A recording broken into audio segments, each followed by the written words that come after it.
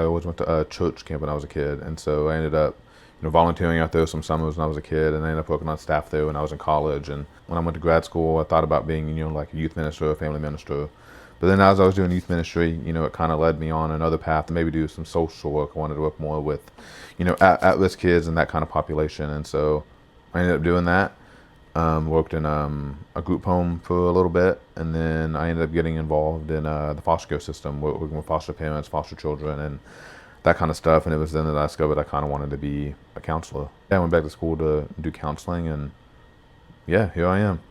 Well, so you had a little experience doing some counseling before you got a counseling degree. Yeah. Tell me the difference it makes. I learned more of like, the trauma aspect of, things, and, why, certain kids have the behaviors that they have, or why they act the way that they act. You have that perspective too, and then, that lens of looking at it from that perspective. It's like, hey, like, I mean, he's not a bad kid. He's just, this is what he learns from his trauma. Also, I mean, I enjoy working with adult males similar to my age, working, with just like some life issues. I feel like I found a really good niche there. So I think building rapport with your clients is the most important thing you can do. You want to get to know them. You don't just view them as a client, you view them as a human being, because that's how, people develop voice, right? Is that, by people listening to what it is that they have to say. But I think with any age group, it's important to feel, valued and respected and cared for. That there's someone listening and someone on their side when they might have never really experienced that.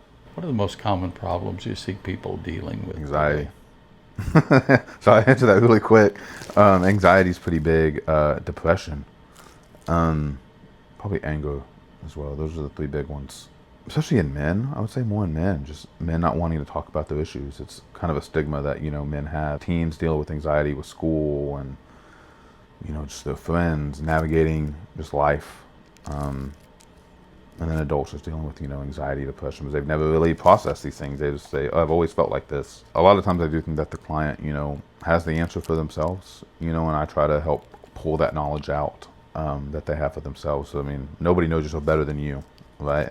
And so I don't pretend to know all the answers. I just try to help guide you to what you think the best thing may be for yourself, and again, like not every client's the same. You might need one need that I might try to, use a certain approach to help you meet that need. Another client may require another,